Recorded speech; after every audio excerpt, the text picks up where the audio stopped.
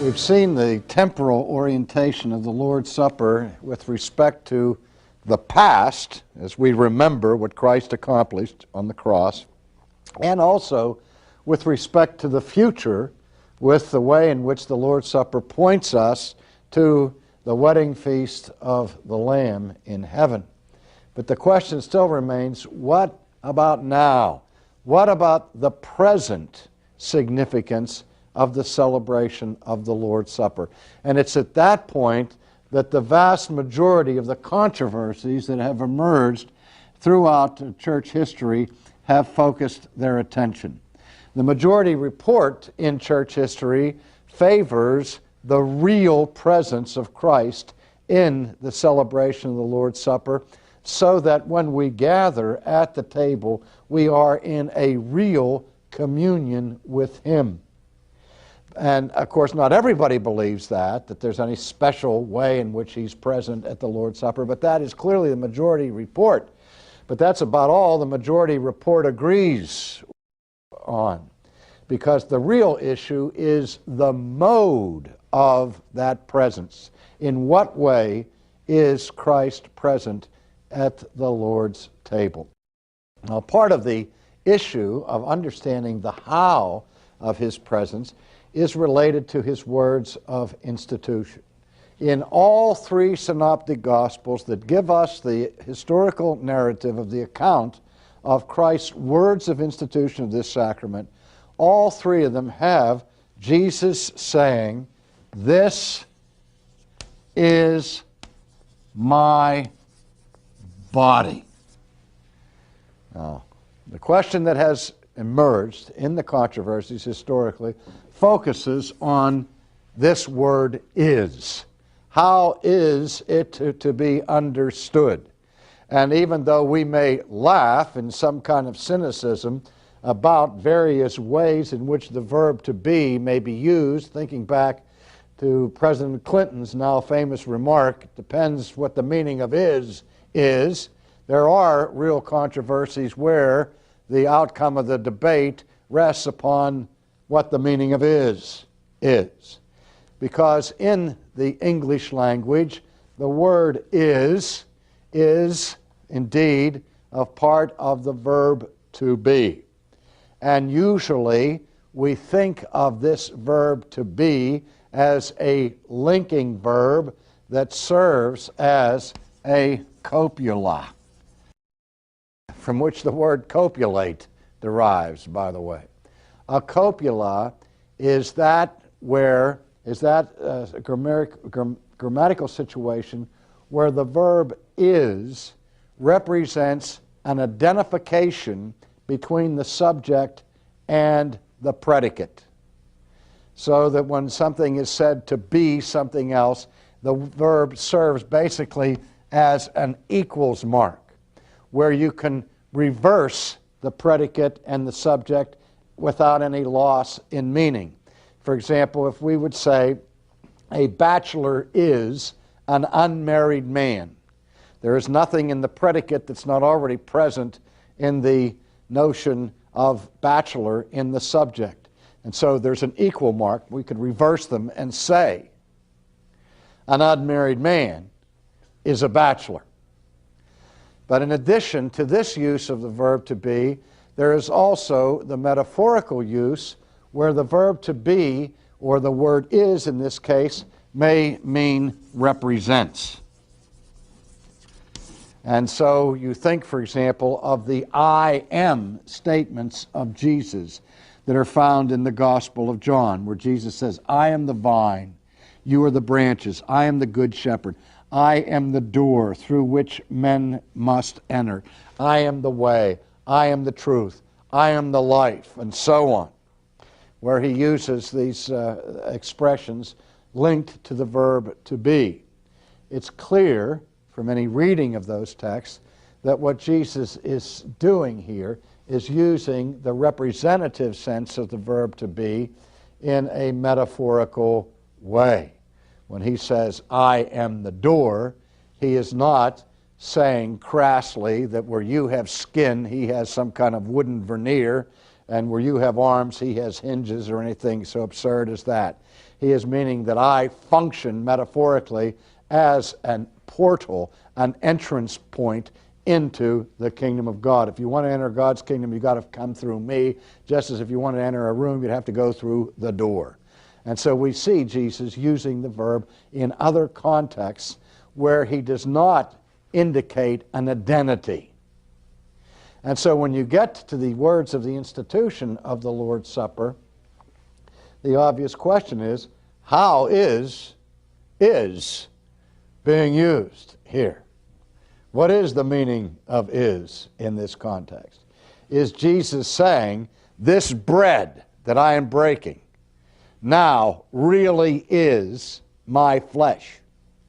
This cup of wine that I've blessed, this really is my blood, so that when people were drinking that wine, they were actually drinking his blood, and when they were eating the bread, they were actually eating his flesh, his physical body. That's what this controversy is about. And remember, in the first century Roman community, the Christians were in fact charged with the crime of cannibalism, because the rumors were that the Christians were meeting in secret, like in the catacombs, devouring somebody's body and drinking that person's blood. So the idea of a real connection between bread and flesh and wine and blood had already appeared that early in church history.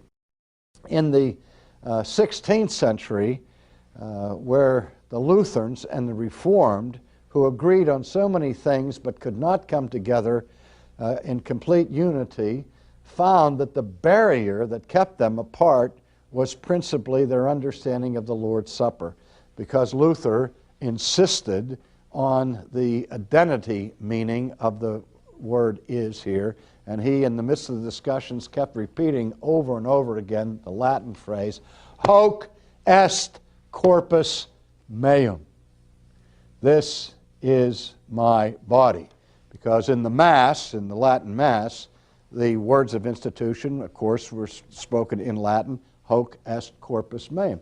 By the way, that's how the popular term hocus pocus derived, because the people didn't understand what the priest was saying when he was using the Latin in the Mass, and the people would say, well, that's just so much hocus pocus. You know, they've heard the hoc est and then rhymed it with the pocus and so on, but that's another story. But in any case,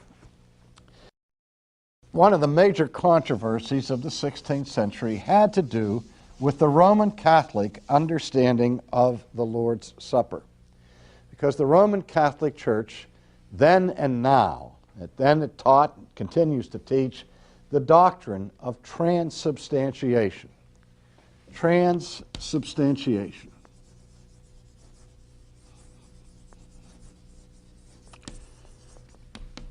And this is the view that the substance of the bread and wine are transferred supernaturally, or transformed, I should say, supernaturally, into the actual body and blood of Jesus. Now, the reason for the way in which it's formulated was because people come to church and they see bread and they see wine. Then they hear the prayer of consecration, and then they partake of the bread and the wine. And even after the prayer of consecration has taken place, to the observer, to the one who's experiencing the Lord's Supper, it still looks like bread. And it still tastes like bread.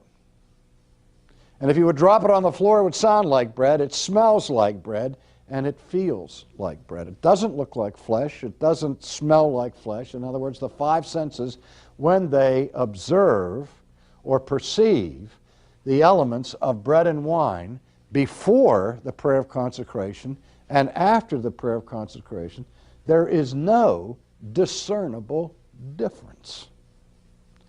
And so the person can scratch their head and say, well, you're telling me about a miracle, but it sure doesn't look like a miracle's taken place here, because the things look exactly the same as they were beforehand.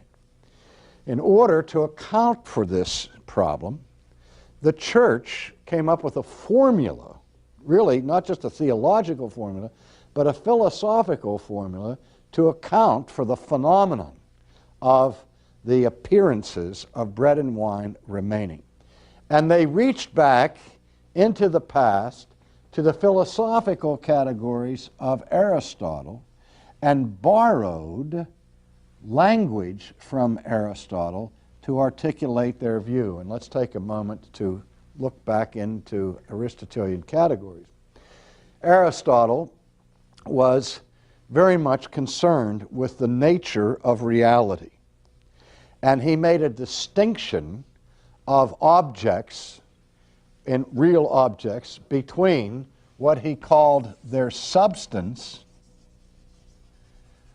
or their essence, the real stuff of what makes a thing what it is, its real essence, and what he called the accidens, which were not accidents that, unintentional wrecks or something of that sort, but the accidens referred to the external perceivable qualities of a thing. If you were to describe me, you would describe me in terms of my weight, in terms of my height, maybe the clothes that I'm wearing, my hairstyle, the color of my face, the color of my eyes. But in all of those descriptions, you are restricted to what you can see about me, to the external perceivable qualities. You don't know what I am in my personal essence. I don't know the essence of chalkness. I only see cylindrical shape, hardness I feel, and I see whiteness as the color. Those are all the outward perceivable qualities. Now, Aristotle believed that every object had its own substance, and every substance had its corresponding accidents.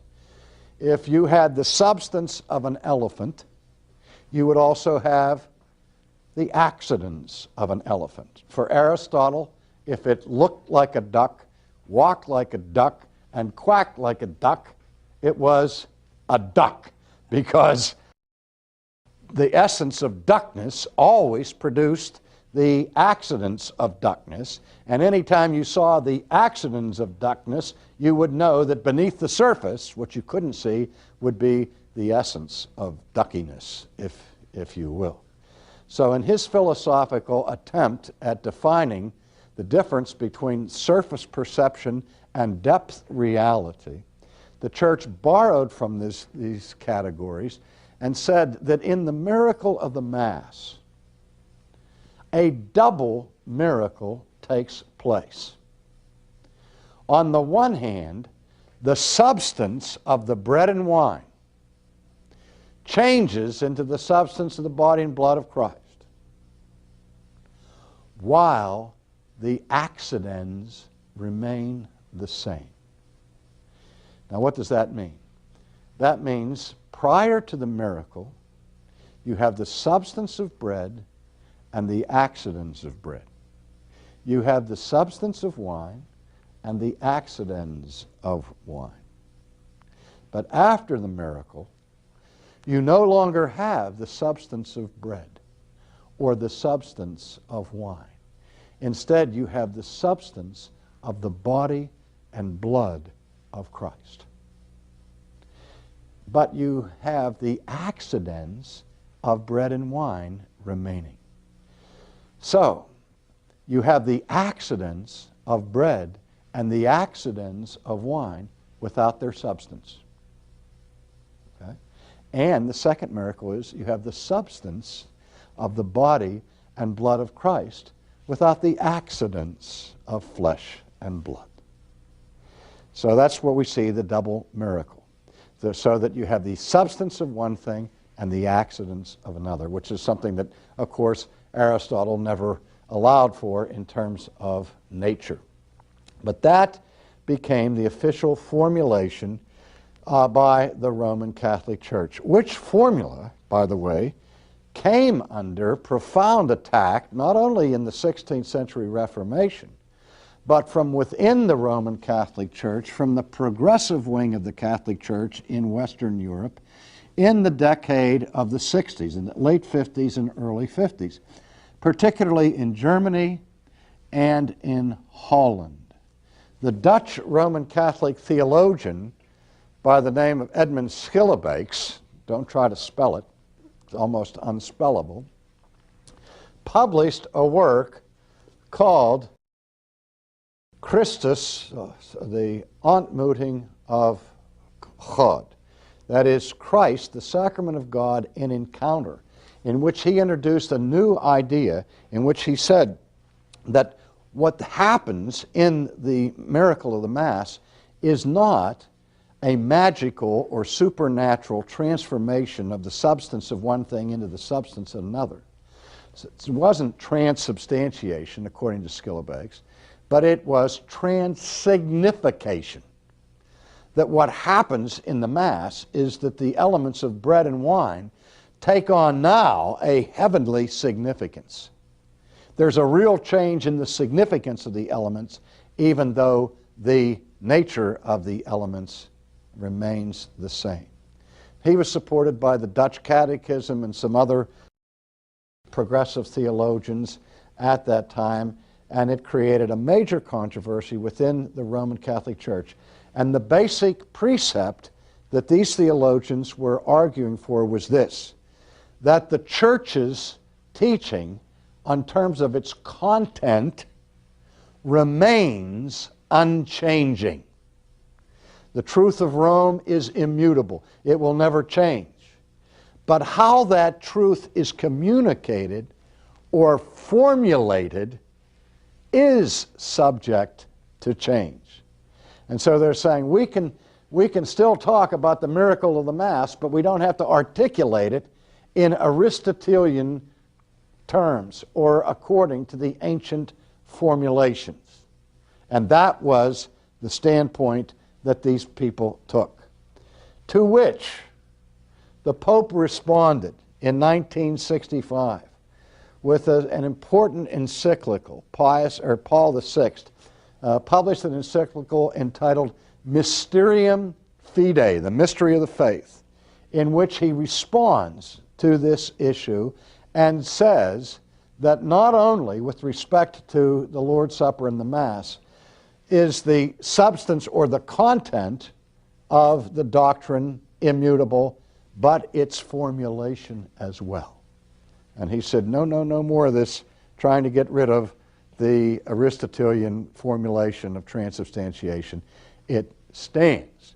And so that remains the official view of the Roman Catholic Church. Now, Luther objected to transubstantiation because he believed that it involved a frivolous miracle, unnecessary. He said you don't have to go through all of this substance and actions distinction when we can still have a view of the real corporeal presence of Christ in the Last Supper. Luther believed that the real blood of Jesus and the real flesh of Jesus was present in the elements, but they are in, under, and through the elements. The elements don't become the body and blood of Christ, but rather the body and blood of Christ are supernaturally added to the elements, but they are in, under, and through them so that they're not visible as such. But he argued still for the real presence of the physical body and blood of Christ. Now, the Reformers, on the other hand, the Calvin and the Swiss and Scots Reformers, rejected Luther's view, not on sacramental grounds, but on Christological grounds. And I will take an entire lecture, if we need to explain what the issue is with respect to our understanding of the human nature of Christ as it relates to the celebration of the Lord's Supper, because that's what the debate is about. Because when we're talking about the body and blood, we're not talking about the divine nature, because the divine nature does not have a body, and the divine nature does not have blood. body and blood are properties or attributes of the humanity of Jesus. And so how we understand the behavior of that body and blood has a tremendous impact on our deeper understanding of the human nature of Christ himself. And so the controversy became focused on that point. Now, Calvin, for example, in the 16th century, was in one sense like Adolf Hitler. I perhaps shouldn't say that because there are people who anyway would associate Calvin with Hitler as blood brothers. But only in this sense that they have in common one thing, that Hitler was forced to fight a war on two fronts. And the historians and military historians said if he hadn't opened up the front, the Eastern Front with Russia, he probably would have achieved his conquest of Western Europe. But once he divided his troops between fighting both in the East and on the West, that this led to his downfall. So Calvin, in the 16th century, fought on two fronts with respect to the Lord's Supper. On the one hand, he had Zwingli and the spiritualists who were arguing that the Lord's Supper is only a memorial. It has spiritual significance, but there's no special presence of Christ in the Lord's Supper. And so Calvin had to debate against those people because he was insisting on the real presence of Christ. And on the other hand, he was debating with the Roman Catholics and with the Lutherans with respect to the nature of that presence. And one of the oddities there is Calvin's use of the word substance or substantive.